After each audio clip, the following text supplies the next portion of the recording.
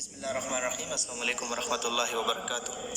میں ہوں تنویر اقبال اعوان اور آپ لوگ دیکھ رہے ہیں Peshawar model school Nowshera. Online lectures کے حوالے سے کلاس 10 کے لیے اسلامیہ سبجیکٹ میں یہ 4th لیکچر ہے۔ پچھلی والی ویڈیو میں ہم نے کچھ جاہلیت کے رسوم کے بارے میں پڑھا تھا، جس میں زہار کے بارے میں ہم نے پڑھا تھا، اسی طرح دو دلوں کے بارے میں پڑھا تھا کہ لوگ کہتے تھے کہ ان کے دو دل ہیں۔ اللہ نے فرمایا کہ اللہ نے کسی کے سینے میں دو دل نہیں بنائے ہیں، ٹھیک ہے۔ اور زہار کے بارے میں بھی ہم نے پڑھا تھا، متبنہ بیٹوں کے حوالے سے ہم نے پڑھا تھا، ٹھیک ہے۔ اب اس والی ویڈیو میں آیت نمبر 5 سے ہم شروع کرتے ہیں، آئیے پڑھتے ہیں۔ اعوذ باللہ من الشیطان الرجیم، بسم اللہ الرحمن الرحیم۔ ادعوهم لآبائهم هو أقسط عند الله فإن لم تعلموا آباءهم فإخوانكم في الدين ومواليكم وليس عليكم جناح فيما أخطأتم به ولكن ما تعمدت قلوبكم وكان الله غفورا رحيما۔ آیت نمبر 5 بامحاورہ ترجمہ سن لے پہلے۔ تم یعنی منہ بولے بیٹوں کو ان کے اپنے باپوں کے ناموں سے پکارا کرو، یہی طریقہ اللہ کے نزدیک پورے انصاف کا ہے۔ اور اگر تمہیں ان کے باپ معلوم نہ ہو تو وہ تمہارے دینی بھائی اور تمہارے دوست ہیں، اور تم سے جو غلطی ہو جائے اس کی وجہ سے تم پر کوئی گناہ نہیں ہوگا، البتہ جو تم اپنے دلوں سے جان بوجھ کر کرو اس پر گناہ ہے، بے شک اللہ تعالیٰ بہت بخشنے والا اور بڑا مہربان ہے۔ ٹھیک ہو گئے، یہ اس کا بامحاورہ ترجمہ تھا۔ اب آئیے لفظی ترجمہ پڑھتے ہیں۔ ادعوہم پکارو ان کو، لآبائہم ان کے باپوں کے ناموں سے۔ کن کو پکارو؟ یعنی ان منہ بولے بیٹوں کو باپوں کے ناموں سے پکارو۔ وہ اقسط، وہ زیادہ انصاف والا ہے، عند اللہ اللہ کے نزدیک۔ فَإِن پھر اگر، لم نہیں، تعلمو تم جانو، تم اگر نہ جانو، آباءہم ان کے باپوں کو، فإخوانکم تو وہ تمہارے بھائی ہیں، تمہارے دینی بھائی ہیں، فی الدین دین میں تمہارے بھائی ہیں، وموالیکم اور دوست ہے تمہارے، ولیسا اور نہیں ہے، علیکم تم پر، جناح کوئی گناہ، تم پر کوئی گناہ نہیں ہے، فیما اس معاملے میں سے، اخطأتم بھی جو خطا کی تم نے اس کے ساتھ، مطلب اس میں تم نے اگر خطا کے ساتھ کسی نے یہ کام کیا، ولیکن ما جو تعمدت جو جان بوجھ کر کرے، ٹھیک ہے، تعمدت جو جان بوجھ کر ارادہ کرے، قلوبکم تمہارے دل، وکان اللہ اور ہے اللہ تعالیٰ، غفور الرحیمہ بڑا بخشنے والا اور مہربان ہے، ٹھیک ہے۔ یہ اس آیت میں ہم نے کن کن چیزوں کو مطلب ابھی یہاں پہ پوائنٹ آؤٹ کیا ہے؟ منہ بولے بیٹوں کے حوالے سے اللہ تعالیٰ نے یہاں پہ ہدایت فرمائے ہیں، ٹھیک ہے۔ آپ صلی اللہ علیہ وسلم کا ایک منہ بولا بیٹا تھا، زید بن حارثہ رضی اللہ تعالیٰ عنہ، آزاد کردہ غلام تھا، حضرت خدیجہ رضی اللہ تعالیٰ نے ان کو دیا تھا۔ آپ صلی اللہ علیہ وسلم کے ساتھ جب نکاح ہوا پھر اس کے بعد حضرت خدیجہ رضی اللہ تعالیٰ نے آپ صلی اللہ علیہ وسلم کو زید بن حارثہ دیا تھا، ٹھیک ہے۔ لوگ زید بن حارثہ کو زید بن محمد کے نام سے پکارتے تھے، زید بن محمد، زید بن حارثہ اس کا اصل نام تھا، ٹھیک ہے، کیونکہ منہ بولا بیٹا تھا آپ صلی اللہ علیہ وسلم کا، تو اس لیے اللہ تعالیٰ نے یہاں پہ اس آیت میں اس بات پہ رد کی ہے کہ تمہارے منہ بولے بیٹے اپنے بیٹے نہیں ہو سکتے ہیں، اس کو اپنے منہ بولے بیٹوں کے ناموں سے پکارا کرو، تو ٹھیک ہے، متبنہ بیٹے تمہارے حقیقی بیٹے نہیں ہیں۔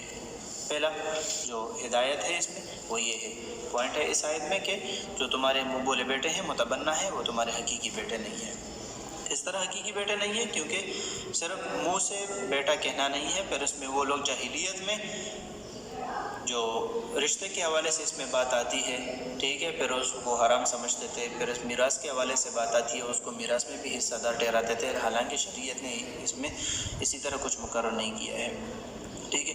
اس کے ساتھ جو معاملہ ہوگا وہ اجنبیوں کی طرح ہوگا، پردے کے رشتے کے حوالے سے، اسی طرح میراث کے حوالے سے وہ بولے بیٹے کے ساتھ اجنبی والا معاملہ اس کے ساتھ کیا جائے گا۔ اچھا، دوسرا جو اس میں ہے اصل باپ کی نسبت سے بلانے کا حکم، ان کا جو اصل باپ ہو اس سے بلانے کا حکم ہے، اسی لیے زید بن حارثہ رضی اللہ تعالیٰ عنہ کو اللہ تعالیٰ کے رسول نے فرمایا کہ تو ہمارے بھائی اور دوست ہے، ٹھیک ہے۔ یہاں پہ اللہ تعالیٰ نے آپ صلی اللہ علیہ وسلم نے ان کو فرمایا تھا، زید بن محمد کے نام سے پھر نہیں پکارتے تھے۔ اچھا، پھر بھائی اور دوست کے نام سے پکارنا، یہاں پہ اصل باپ کی طرف سے نسبت سے بلانے کا حکم ہے، دوسرا ہے بھائی اور دوست سے آپ کے ساتھ بلانے کا حکم ہے۔ اگر باپ کا علم نہ ہو، آپ کو ان کے باپ کا پتہ نہ ہو کہ کون ہے ان کا باپ، تو پھر بھائی اور دوست ہے تمہارے، ٹھیک ہے، عبداللہ پکار سکتے ہو، عبد الرحمن پکار سکتے ہو، نیکسٹ ہے کہ بھول چوک معاف ہے۔ بھول چوک کا کیا مطلب ہے کہ اگر کسی نے غلطی سے اس طرح کچھ کیا، کسی کے ساتھ کسی اور باپ کا نام یا کسی ان کے باپ کا نام غلطی سے اگر دوسرا نام لیا، ٹھیک ہے، یا اس کے نسبت سے پکارا ان کو، تو پھر غلطی پہ اللہ تعالیٰ نہیں پکڑتا ہے، اللہ تعالیٰ نے اس پہ معاف کیا ہے کہ تمہارے لیے اس میں معافی ہے۔ تو یہ منہ بولے بیٹوں کے حوالے سے اس میں ہدایات ہے۔ ٹھیک ہو گیا؟ نیکسٹ آیت اللہ تعالیٰ کیا فرماتے ہیں؟ النبی اولا بالمؤمنین من انفسهم وازواجہ امہاتہم۔ نبی جو ہے پیغمبر، پہلے آیت سن لیں، النبی اولا بالمؤمنین من انفسهم وازواجہ امہاتہم واولو الارحام بعضهم اولا ببعض فی کتاب اللہ من المؤمنین والمہاجرین الا ان تفعلوا الی اولیائکم معروفا کان ذلک فی الکتاب مستورا۔ محاورہ ترجمہ سن لیں، پیغمبر مومنوں پر ان کی جانوں سے بھی زیادہ حق رکھتے ہیں، اور پیغمبر کی بیویاں ان سب کی مائیں ہیں، اور رشتہ دار آپس میں کتاب اللہ کی روح سے مسلمانوں اور مہاجرین سے ایک دوسرے کے ترکے یعنی میراث کے زیادہ حقدار ہیں، مگر یہ کہ تم اپنے دوستوں سے احسان کرنا چاہو تو اور بات ہے، اگر کسی کے ساتھ احسان کرنا چاہو۔ یہ حکم کتاب یعنی قرآن مجید میں لکھ دیا گیا ہے۔ ٹھیک ہے، لفظی ترجمہ سن لیں، النبی نبی اولا بالمؤمنین قریب تر ہے مومنوں کے لیے، اولا بالمؤمنین قریب تر ہے مومنوں کے لیے، من انفسہم ان کے نفسوں سے بڑھ کر، وازواجہ اور ان کی بیویاں، امہاتہم ان کی مائیں ہیں، واولو الارحام اور رحم والے یعنی رشتہ دار، رحم والے یعنی رشتہ دار، بعضہم ان میں سے بعض، اولا نزدیک تر ہیں، بے باغن باز کے، فی کتاب اللہ اللہ کی کتاب میں، من المؤمنین مومنوں میں سے، والمہاجرین اور مہاجرین میں سے، الا مگر ان تفعلوا یہ کہ تم کرو، الی اولیائکم طرف اپنے دوستوں کی طرف، معروفاً کوئی بلائی، ان کے ساتھ اگر کوئی بلائی کرنا چاہو، کان ذالک یہ بات ہے، فی الکتاب کتاب میں یعنی اللہ تعالیٰ کی کتاب میں، مستورہ لکھی ہوئی ہے، اللہ تعالیٰ نے اس میں لکھی ہوئی ہے۔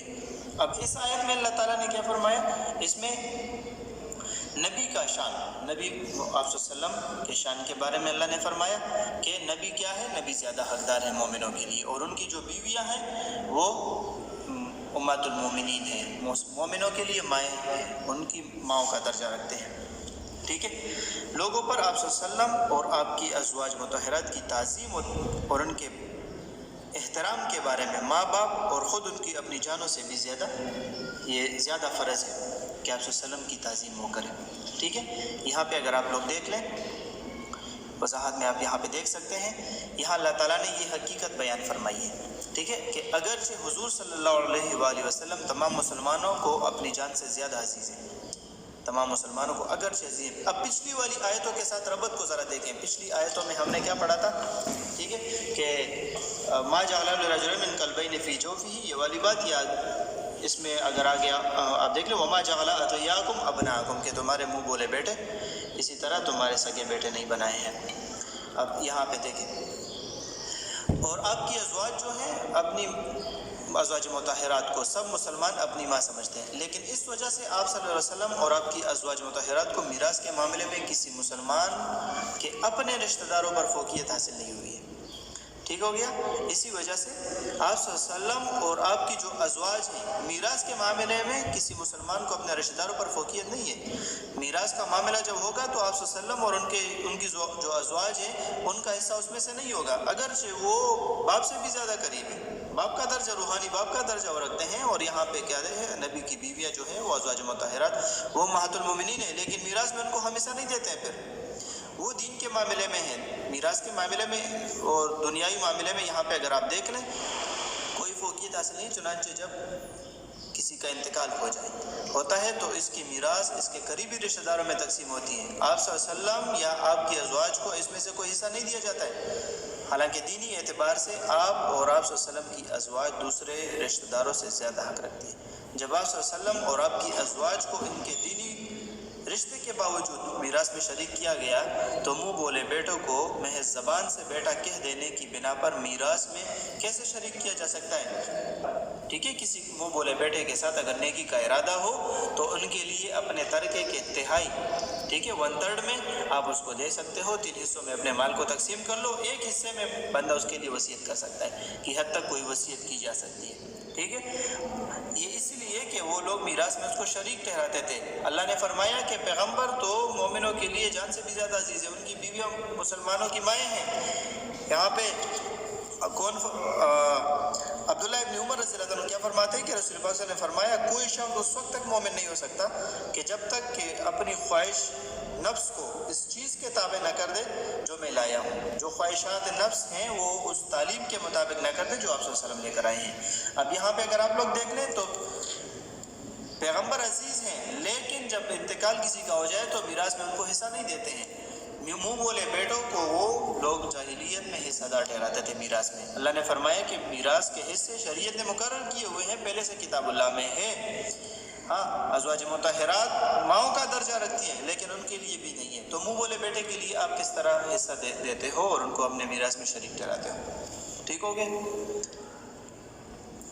آیت نمبر 7 وَإِذْ أَخَذْنَا مِنَ النَّبِيِّينَ مِيثَاقَهُمْ وَمِنْكَ وَمِنْ نُوحٍ وَإِبْرَاهِيمَ وَمُوسَى وَعِيسَى وَابْنِ مَرْيَمَ وَأَخَذْنَا مِنْهُمْ مِيثَاقًا غَلِيظًا۔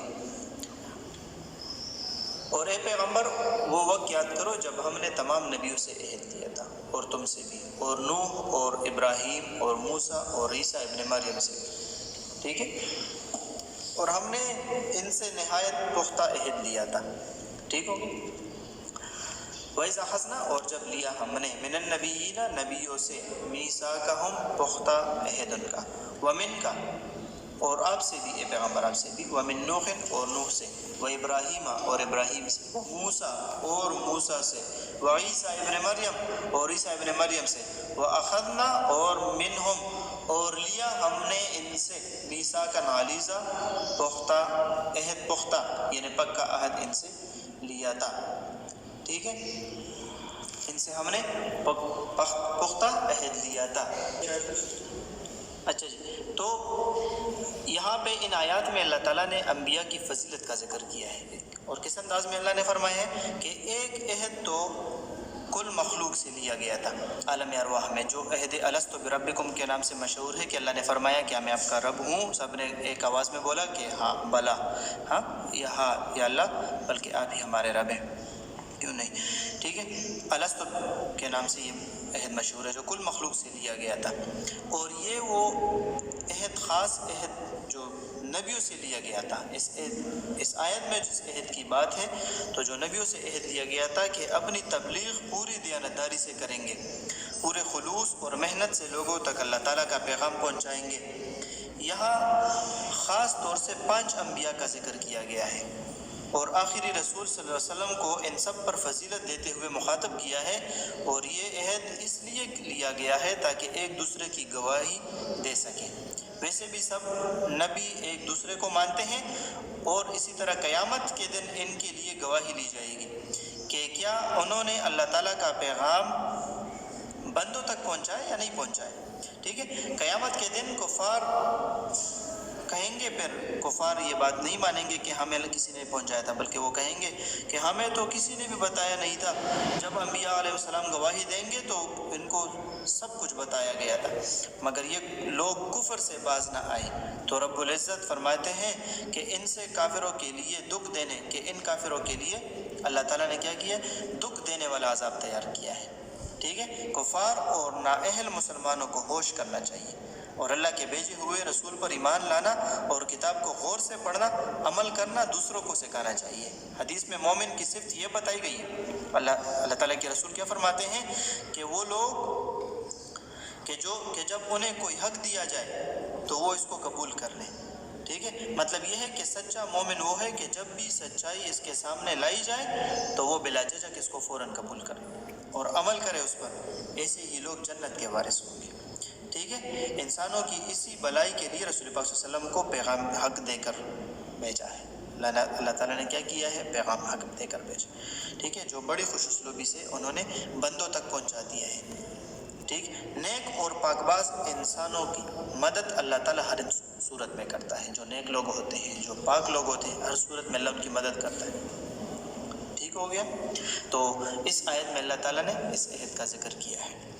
یہاں پہ اللہ نے آگے کیا فرمایا؟ لیسأل الصادقین عن صدقہم وأعد للکافرین عذابا علیما، تاکہ اللہ پوچھے اللہ سچوں سے ان کا سچ. پیغمبروں کی طرف اشارہ ہے، ان کا سچ انبیاء سے پوچھے، ٹھیک ہے، ان کے سچ کے بارے میں. اور تیار کر رکھا ہے کافروں کے لیے، منکروں کے لیے دردناک عذاب. ٹھیک ہو گیا. لفظی ترجمہ اس کا سن لیں، لیسأل الصادقین، تاکہ وہ سوال کرے سچوں سے، عن صدقہم، ان کے سچ کے بارے میں. وعد، اور اس نے تیار کیا، للکافرین، کافروں کے لیے، عذابا علیما، دردناک عذاب. یہ کافروں کے لیے اللہ تعالیٰ نے دردناک عذاب تیار کر رکھا ہے. یہ تھا آپ کا درس الاول، سورہ احزاب درس الاول، آیت نمبر 1 سے آیت نمبر 8 تک. یہ آج یہ کمپلیٹ ہو گیا، درس الاول الف یہ کمپلیٹ ہو گیا. نیکسٹ ویڈیو میں انشاءاللہ نیکسٹ والے درس الاول بھی سے شروع کریں گے. فی الحال کے لیے ہمیں دیجیے اجازت. اپنا بہت سارا خیال رکھیے. والسلام علیکم ورحمۃ اللہ وبرکاتہ.